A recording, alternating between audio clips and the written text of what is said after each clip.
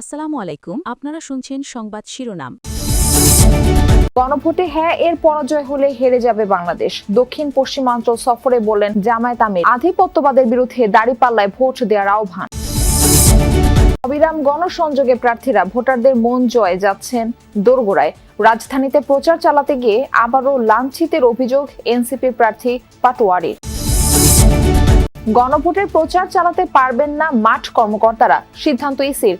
Postal ব্যালটে এই পর্যন্ত vote দিয়েছেন 4,25,000-এর বেশি প্রবাসী। জুলাই অভ্যুত্থানের প্রথম শহীদ আবু সাইদ হত্যা মামলার যুক্তিতর্ক শেষ, রায় যে কোনো দিন। রোকেয়া বিশ্ববিদ্যালয়ের ভিসি সহ 30 আসামির মধ্যে গ্রেফতার 6 জন। এতক্ষণ শুনছিলেন সংবাদ শিরোনাম, এখন শুনবেন বিস্তারিত। দুর্নীতির বিরুদ্ধে কঠোর অবস্থানের ঘোষণা দিয়েছেন জামায়াতের আমির ডাক্তার শফিকুর রহমান। দুপুরে সাতক্ষীরায় নির্বাচনী জনসভায় তিনি বলেন, যারা দুর্নীতির মাধ্যমে অর্থ আত্মসাৎ করেছে তাদের পেট থেকে সেই টাকা ফেরত আনা হবে। বলেন, জামায়াত দেশের মানুষকে যেসব প্রতিশ্রুতি দিয়েছে তার সবই পূরণ করবে।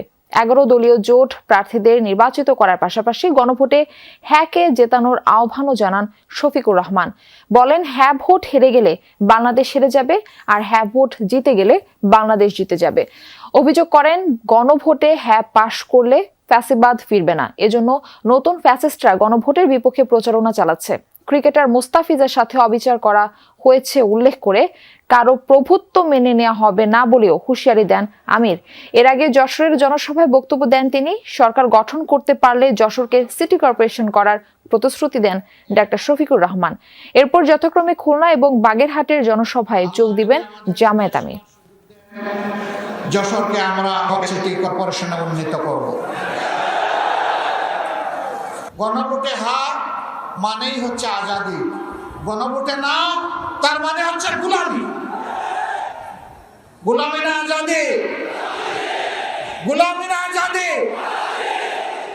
ইনশাআল্লাহ 12 তারিখ প্রথম ভোটটা পড়বে হ্যাঁ চিহ্নে ইনশাআল্লাহ। রাজধানীতে জমজমাট ষষ্ঠ দিনে নির্বাচনী প্রচারণা। সকাল থেকে বিভিন্ন পাড়া মহল্লায় গণসংযোগে নেমেছেন বিভিন্ন দলের প্রার্থীরা। সকালে ঢাকা 16 আসনের বিএনপি প্রার্থী আমিনুল হক প্রচারণা চালান মিরপুর 10 নম্বরে। আগামীর রাজনীতিতে গুণগত পরিবর্তন আনার পক্ষে কথা বলেন তিনি। সাধারণ মানুষ রাজনীতিবিদদের যাতে বিশ্বাস করে সেই পথ তৈরির প্রতিশ্রুতি দেন তিনি। জুরাইন এলাকায় পথসভা করেন ঢাকা 4 আসনের বিএনপি প্রার্থী তানভীর আহমেদ রবিন। এ সময় তিনি অঙ্গীকার করেন, নির্বাচিত হলে ঢাকা 4 আসনে থাকবে না কিশোর গ্যাং, মাদক ও সন্ত্রাস। নির্বাচনী এলাকার অলিগুলি সংস্কার, যানজট, জলাবদ্ধতা, দখল হওয়া খাল উদ্ধার, অবৈধ দোকানপাট উচ্ছেদ, পানি ও গ্যাস সংকটের সমাধানের প্রতিশ্রুতি দেন তানভীর আহমেদ রবিন। আগামী রাজনীতিতে যে গুণগত পরিবর্তন আনতে চাই, সমাজ ব্যবস্থার যে গুণগত পরিবর্তন আনতে চাই, সবচেয়ে বড় বিষয় হচ্ছে যে বিগত সময় আমরা দেখেছি যে ভিন্ন মতের উপরে জুলুম, নির্যাতন, নিপীড়ন হয়েছে।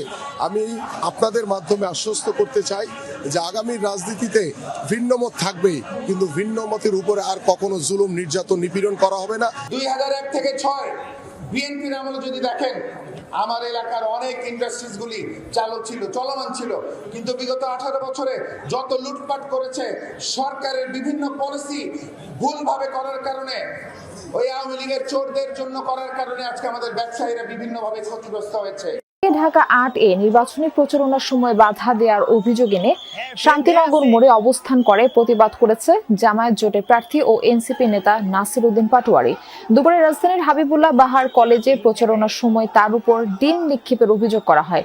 এ সময় সেখানে বিশৃঙ্খলা পরিস্থিতি তৈরি হয়। এর প্রতিবাদে শান্তিনগর মোড় এলাকায় অবস্থান নিয়ে প্রতিবাদ জানায় নাসির উদ্দিন পাটোয়ারি ও মালিবাগ এলাকায় নির্বাচনী প্রচারণার খবরাখবর রাখছেন আমাদের সহকর্মী আরিফুর রহমান সবুজ। আমরা সরাসরি যুক্ত হচ্ছি তার কাছে। সবুজ, নির্বাচনী প্রচারণা কেমন দেখছেন, এবং এই যে নির্বাচনী প্রচারণা সেখানে কিন্তু একটা বাধা দেওয়ার প্রবণতা আমরা দেখেছি, এই বিষয়টা আমাদের একটু বিস্তারিত জানাবেন।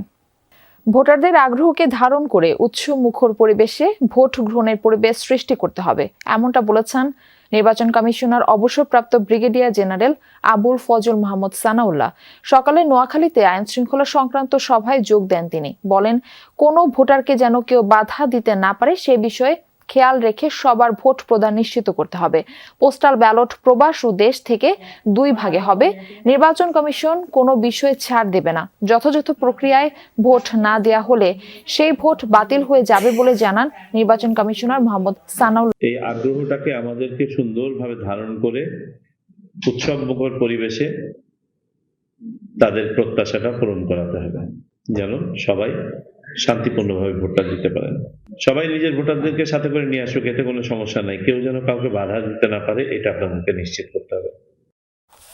আসন্ন জাতীয় সংসদ নির্বাচন ঘিরে সারা দেশে জমে উঠেছে প্রার্থীদের প্রচার গণসংযোগ। সকাল থেকেই মাঠে নামেন প্রার্থীরা। কর্মী সমর্থকদের নিয়ে নিজ নিজ নির্বাচনী এলাকার ভোটারদের কাছে যাচ্ছেন তারা, দিচ্ছেন নানা প্রতিশ্রুতি। বিরামহীন পথসভা, গণসংযোগ, লিফলেট বিতরণ ও উঠান বৈঠকে সরব বিএনপি মনোনীত প্রার্থীরা। ভোটারদের দাঁড়ে দাঁড়িয়ে গিয়ে দেশ নিয়ে ভবিষ্যৎ পরিকল্পনা জানাচ্ছেন জামায়াতের প্রার্থীরা। ভোট চাইছেন দাঁড়িপাল্লা প্রতীকে। গণসংযোগে পিছিয়ে নেই স্বতন্ত্র প্রার্থীরাও। নতুন বাংলাদেশ বিনির্মাণে ভোট চাই। সেটার উপর যাদের নির্ভরশীলতা, তার অর্থ কি আপনারা বুঝে নেন? অর্থাৎ বাংলাদেশের জনগণের উপর তাদের কোনো আস্থা নেই, জনগণও তাদের উপর আস্থা নাই। আল্লাহ যদি ভবিষ্যতে ইনশাআল্লাহ সংসদ সদস্য বাড়ায় এবং বিএনপি যদি ক্ষমতায় আসে, তাহলে এই এলাকা থেকে ইনশাআল্লাহ আল্লাহর রহমতে নদী ভাঙন রোধে মজবুত এবং টেকসই ব্যবস্থা করবো ইনশাআল্লাহ। সুষ্ঠু সুন্দর পরিবেশের মধ্য দিয়ে সকল মানুষ তার ভোটাধিকার প্রয়োগ করে পছন্দের প্রার্থী নির্বাচন করতে পারবেন।